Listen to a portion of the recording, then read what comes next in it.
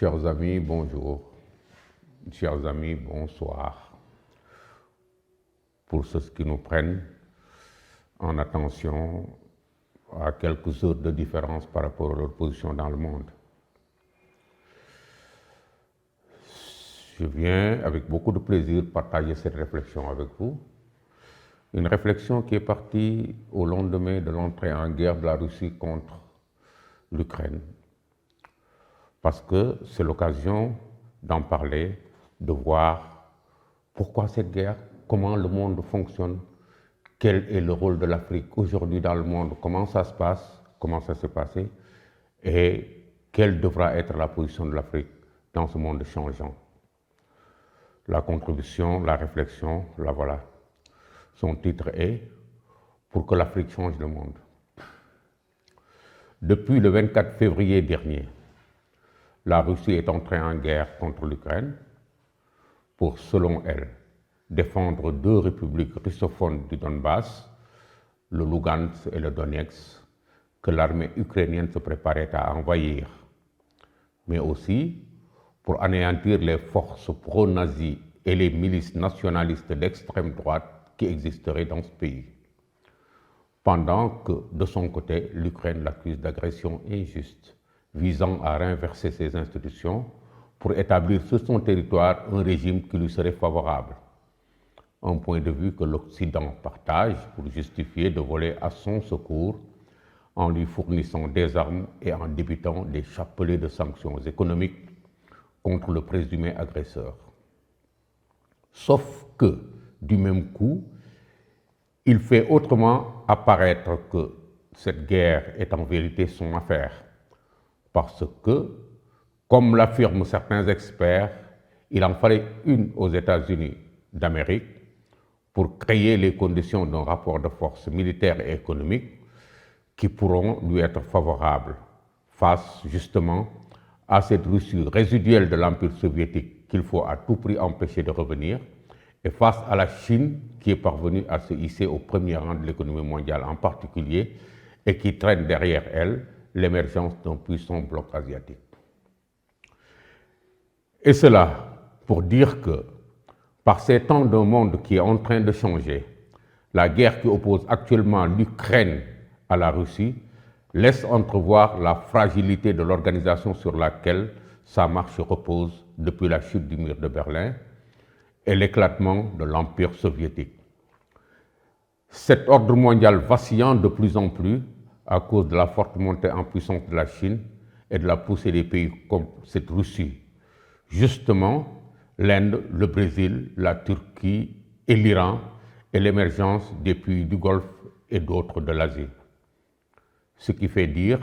déjà à de nombreux experts que nous nous acheminons vers un monde multipolaire. Même si, quelque part, sont visiblement en train d'être déroulés des plans visant à maintenir et à renforcer la puissance du bloc occidental et son influence dans le monde, comparablement à ce qui s'est passé après la Seconde Guerre mondiale, quand les États-Unis firent jouer leur position de grands leaders du camp qui a défait l'Allemagne nazie pour offrir au dollar le privilège de devenir l'instrument de référence du système monétaire international. C'était en 1944, lors de la conférence de Bretton Woods, qui décida de l'arrimage du dollar à l'or et de la fixation de la valeur de toutes les autres monnaies du monde par rapport à lui. Dès lors, les germes de la guerre froide qui a suivi étaient déjà là, car deux superpuissances qu'opposaient leur mode d'organisation de l'État et leur modèle économique allaient se partager le monde. La première, les États-Unis d'Amérique, étant une démocratie libérale fondée sur le capitalisme, et la seconde, l'Union des républiques socialistes soviétiques étant communiste. Deux grandes puissances dont les rivalités se sont traduites sur le plan de la sécurité et de la défense par la création en 1949 entre les États-Unis et des pays de l'Europe de l'Ouest, dont la France, l'Angleterre, la Belgique, l'Italie, les Pays-Bas, la Norvège et le Danemark de l'Organisation du traité de l'Atlantique Nord, OTAN. Et par la signature en 1955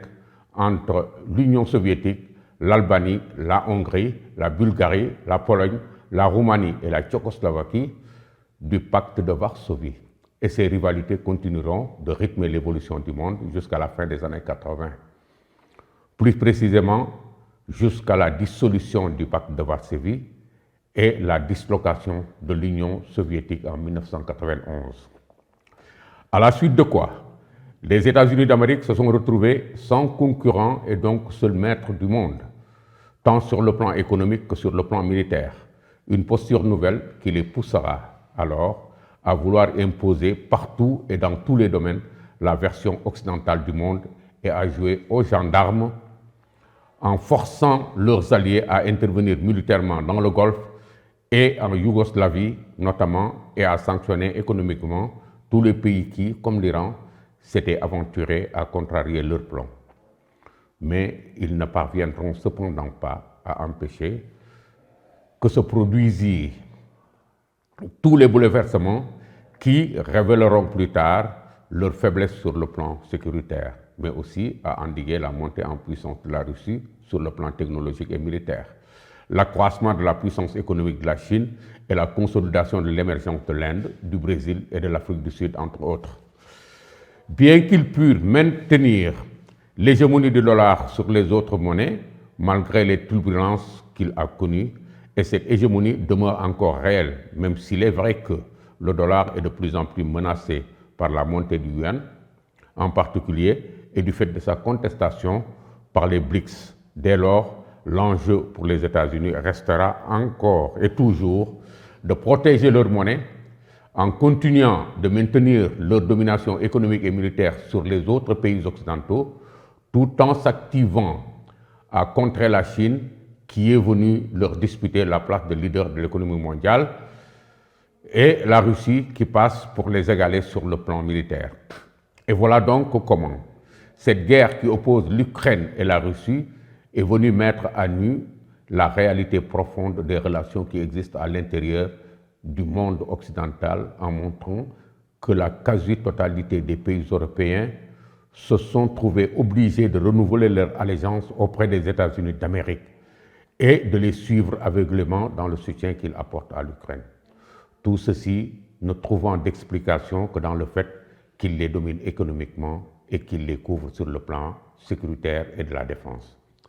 Il s'agit là d'une situation qui dure depuis la fin de la Seconde Guerre mondiale et dont les pays européens ne sont jamais parvenus à se départir malgré toutes les tentatives de rébellion indirecte que cachait la création de l'Union européenne et la naissance de la monnaie européenne. Autrement dit, les pays de l'Occident de l'Europe ont perdu depuis longtemps d'être libres de faire ce qu'ils veulent en temps de conflit armé parce qu'ils sont dominés économiquement et militairement par les États-Unis d'Amérique. L'intérêt de souligner ici ce fait étant qu'il est une des caractéristiques marquantes de l'ordre mondial actuel au nom de la loi du plus fort a placé l'Afrique dans la situation de domination politique et économique qu'elle subit depuis plus d'un demi-siècle et qui a permis à l'Occident d'y imposer un régime économique totalement tourné à lui apporter de la prospérité. En effet, la réalité brutale de cet ordre mondial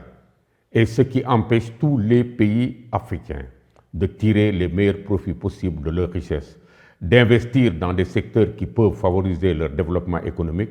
et de lutter efficacement contre la pauvreté, le chômage et la misère qui sont depuis toujours le lot quotidien de leur population. Et elle est aussi ce qui ne leur laisse que la possibilité de s'endetter et de réaliser des infrastructures coûteuses et sans lien direct avec les attentes de leur population, ce qui prête aux activistes politiciens et aux néopatriotes opportunistes de tous les bords le moyen facile de soulever l'ire des populations et de les pousser à la révolte. Dès lors, profiter de la présente situation de crise de l'ordre mondial et du conflit ukrainien pour agiter la question de ce néocolonialisme rétrograde qui entrave le développement économique et social de l'Afrique apportera aux pays de ce continent les moyens de sortir de l'enfermement dans lequel ils se trouvent alors encore et de rectifier quelques points de vue tendancieux jugeant de leur situation politique, économique et sociale. En même temps, il leur permettra de lutter efficacement contre la manipulation de leur opinion publique, d'assainir leurs relations avec leurs partenaires occidentaux et de mieux se positionner partout ailleurs dans le monde, parce que l'avenir commence aujourd'hui et il ne leur faut pas rater l'occasion présente de bien s'y installer. Or, on se rappelle que récemment, l'Europe est venue proposer à l'Afrique la révision des termes des relations qui lient les deux continents, sans envisager avec elle de s'attaquer à la racine du mal, qui est justement l'ordre néocolonial auquel continuent d'être soumis les pays africains. Mais aussi, voilà que d'autres acteurs de la scène internationale, comme la Chine et la Russie, se sont déployés en Afrique en proposant à ces pays d'établir avec eux des relations fructueuses dans tous les domaines. Et la Russie d'aller plus loin encore en n'hésitant pas à bousculer la France jusqu'à l'intérieur de ses anciennes colonies, notamment à Madagascar, en Centrafrique et au Mali, où elle est allée combattre le terrorisme aux côtés du pouvoir militaire issu du dernier coup d'État que ce pays a connu et dont l'exemple a été suivi en Guinée et au Burkina Faso. Parce que tous ces pays ne poursuivent que leurs intérêts, il est encore aujourd'hui certain que l'Afrique devra éviter de se laisser entraîner dans leur jeu. Car pour gagner les paris de l'avenir, il lui faudra absolument se libérer des contraintes que l'Europe fait peser sur elle et en même temps refuser de se laisser recoloniser par une quelconque autre puissance. Absolument alors, car la solution pour elle n'est pas de choisir avec qui se mettre, mais plutôt de se positionner comme il faut pour que demain, elle parvienne à se développer. Déjà, en refusant de prendre position contre la Russie dans cette guerre, les dirigeants des pays africains ont montré au reste du monde la détermination de l'ensemble de leur pays à ne plus se laisser dicter leur conduite par l'Occident ou par une quelconque autre puissance d'ailleurs. Ils devront persister sur cette voie pour affranchir définitivement leur pays de tous les liens pervers qui ont fini par agacer les nouvelles générations de tout le continent, mais aussi travailler à se réconcilier avec ces nouvelles générations en partageant avec elles de savoir d'où vient le monde dans lequel ils vivent et de bien connaître les raisons pour lesquelles leurs pays ne sont pas parvenus à se développer jusqu'à présent, afin de les engager à construire eux-mêmes l'avenir de l'Afrique, parce que personne d'autre ne le fera à leur place. Mais je vous remercie. C'est cela la réflexion que je tenais à partager avec vous, parce que l'heure est au positionnement de l'Afrique, effectivement, dans ce monde changeant, dans ce monde qui va pour se reposer sur un autre côté et peut-être devenir multipolaire après avoir été bipolaire avec la guerre froide, unipolaire à partir de 1991 avec la dislocation de l'Union soviétique. Elle est effectivement en train de s'acheminer vers un monde multipolaire. Et là, les choix deviennent possibles. L'Afrique devra non seulement profiter de cette situation pour rompre certains liens, rectifier les comportements que l'Occident, qui est paternaliste par-dessus bord et qui a tendance plutôt à vouloir maintenir des liens qui sont dépassés, dont les fondements sont dépassés depuis très longtemps, l'Afrique doit se repositionner et choisir elle-même de se développer plutôt que de choisir d'être avec